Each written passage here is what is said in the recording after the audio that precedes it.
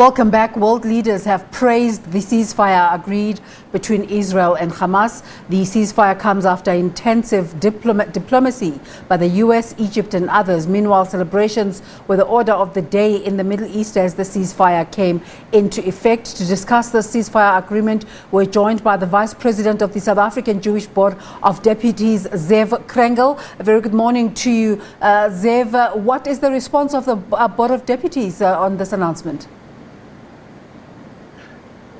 So look, we're very excited. I think from our point of view, we had been calling it. We always felt it would be done before the weekend. So, silencing of the guns is what we've always wanted. I think a big congratulations to the Egyptians for really managing a complex situation, and the Americans and the Quartet and Europe. Let's hope the ceasefire starts. And then I also really want to hopefully that this last a cycle of violence and this death and destruction will lead to Hamas, accepting Israel's right to exist as a Jewish state and actually join Fatah in the negotiations for a two-state solution with a viable Palestinian state in secure borders with the Israeli Jewish state living side by side. So let's hope that there'll be something good out of a very unpleasant 11 days. Younger generations who've had to go to Google and search engines to find out what this is all about, just wondering what is required for lasting peace to occur. What needs to happen, Zev? So it's really a simple solution. It was a little bit in South Africa. We all knew what had to happen. The ANC had to be unbanned. Mandela had to be released, and there had to be genuine negotiation between the apartheid government and the ANC. And then the ANC had to accept the rights of the white minority and Afrikaner to be part of the country and join and become what we were. And the same is in Israel. Everyone knows it's a two-state solution. You need the rights of the Palestinians. The Palestinians need their state. The Palestinians have to accept Israel's right to exist in peace. They have to lay down their arms. They have to stop buying new missiles and weapons from Iran. And they will be unbelievably surprised to see how Israel will embrace it if they truly want peace. So the solution there, we know from Camp David, we know from the Tabo agreement. President Bill Clinton worked very hard on it. It's going to be most probably a shared capital. We understand what needs to be done. Now we just need brave leaders on both sides to do that. So we're just wishing for brave leadership on both sides to really. We've stopped the violence. We've got the ceasefire. Let's stop the violence. Let's build trust, and let's move on to genuine negotiations from both sides. Are you able to tell us what it is that the Egyptian president was able to do? He came in as a surprise voice of peace in a 11-day situation where other governments were not able to bring about the ceasefire. So look, I think President Sisi and the Egyptians have been unbelievable throughout this conflict. It does upset me a little bit as a South African. I think we could be playing a similar role, but we chose not to. We chose to only condemn Israel and to never condemn the Palestinians, which has made us fairly irrelevant and did make us irrelevant over this conflict. But I think President Sisi and the Egyptians share a border. They share a mutual respect with Israel. They understand Hamas, although a lot of the time they disagree. Hamas is a religious organization, as Egypt's built on secular lines, which is a Muslim state. But they worked exceptionally hard. And because the Israelis accept and respect them and understand, and they believe Egypt understands Israel's fears over security, I also believe that Hamas understands the importance of Egypt being an honest broker. And really, it was great having it from our continent, from the African continent. It would have been nice to see South Africa play a more productive, meaningful role, but it wasn't meant to be. Our president, our government, and the ANC chose otherwise, which is a pity, but really well done to Egypt. And also, it's America, it was the Gulf states, it was Jordan. To get a ceasefire in 11 days from two parties that really were in the grips of a war that could have spiraled out.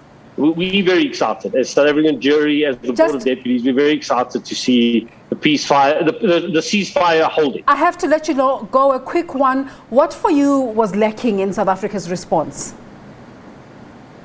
So the biggest thing for me in South Africa's lack of response was President Ramaphosa, his cabinet, they blamed Israel for everything. They never condemned one out of the 4,000 rockets that went into civilian areas into Israel. They never ever show the Israelis that they actually are concerned for their peace, security, and their ability to live in peace and security. And, what's sad for me is this isn't how South Africa is behaving in Myanmar, it's not how we behave in Burundi, how we are behaving in Ethiopia with the Tigray issues. We're normally a country, because we have done so well in peacemaking, understand that you have to talk to both sides. And I really encourage my president, my government, to make a more meaningful role. Unlike Egypt, which never went through what we went through, we've got a great story to tell and we've got great experience. Our leaders who went through those tough negotiations are getting older, and I just feel we should get them engaged as an envoy in the Middle East. Thank you so much for talking to us there. The Vice President of the South African Jewish Board of Deputies, Zev Krengel, and to support that requirement for two sides, we now take this discussion further. We're joined now by Roshan Dadoo, the convener at the South African Boycott, Divestment and Sanctions Coalition. Roshan, a very good day. Thank you so much for joining us. How's BDS responding to the ceasefire announcement? Well, first of all, I think we shouldn't really call it a ceasefire. It's more a lull in the slaughter, because we know that normal life in Gaza is abnormal. It's been under siege since 2007. The Israeli occupation forces don't allow people and goods in and out. The services and health systems there have been failing anyway. The COVID situation has made it even worse. And then firing rockets into what has been called an open prison, what has also been called a situation of incremental genocide by Israeli historian Ilan Pappé already 5 or more years ago. I think whilst obviously people in Gaza are happy that the occupation forces have stopped throwing bombs at them, we saw the horrific pictures of tower blocks with apartments just collapsing. We saw also the destruction of the media building there. We saw the destruction of health facilities, the MSF clinic that was damaged, blowing up the roads in front of Shifa Hospital, and the death of one of the top doctors and top COVID response doctors at Shifa Hospital. So I think, although it's people in Gaza are obviously very pleased that the bombs had stopped raining down for the time being, the situation there is still dire. Are you surprised that Egypt has come out as the voice of reason in this entire process? Well, I think, Egypt's often played this role, and it's the regime in Egypt is hardly a paragon of human rights itself. A lot of Egyptian human rights activists and indeed Palestine solidarity activists in Egypt have been arrested. It's hardly a paragon of democracy and human rights in the region. Yeah. 250 people reportedly killed in such a short space of time, 11 days. Is this acceptable? What should governments be doing all over the world to ensure that there's a resolution to the Israeli-Palestinian question? Well, it's absolutely not acceptable, of course. And I think what governments need to do, including our own government, is to call it out for what it is. Israel is an apartheid state.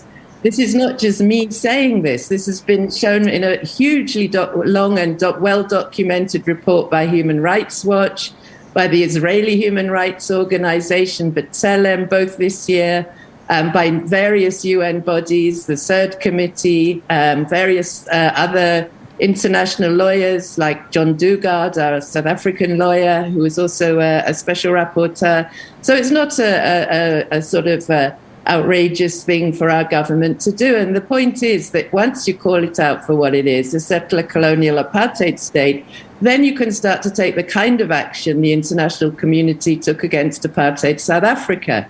So we're wanting our government to call for sanctions, to call to isolate Israel, as was done to apartheid South Africa. We don't want to see Israeli goods here. We don't want to trade with Israel. We don't want to have normal business as usual with an abnormal state. We think it should be treated as a pariah state. And I think South Africa is well placed to take a lead because we have a political and a moral obligation, given our history, to do so. And this is a call made by the Palestinian people themselves on South Africa, on the international community. And we should use the respect we have within the UN system and the international community to do that, to show our full support with the Palestinian struggle and to call for that complete isolation of the abhorrent apartheid Israeli state. Considering the amount of work and negotiation that went into brokering this ceasefire, can we trust both sides to keep to it? Well, as I said, I wouldn't even describe it as ceasefire because this is not a conflict in which there are two equal sides. This is a settler colonial state that has been putting a stranglehold on Gaza since 2007 that, as I said, has been called an incremental genocide. And then every now and then they start throwing bombs at it. I think we can all agree that in international law, especially us South Africans, that people have the right to resist. I mean, it's not a shocking thing because it's actually there in the Geneva Convention, the addition to the protocol, that people have the right to resist. And when people are suffering, as I've said, such as in Gaza, when we saw the way in which people in Sheikh Jarrah neighborhoods of Jerusalem were thrown out of their houses by settlers protected by occupation forces, houses that they've lived in for generations and have every legal right to remain in, when we saw following that the atrocious storming of the Al-Aqsa Mosque whilst people were praying, during Ramadan on one of the holiest days, I honestly don't think that the world, having seen those images and those pictures, can just step back. I think it's going to take much stronger action to isolate Israel and bring an end to the apartheid regime there. Strong words there, incremental genocide. Roshan Dadoo is a convener for the South African Boycott, Divestment and Sanctions Coalition, BDS. Thank you so much for making the time to talk to us. Let's take you to the story now.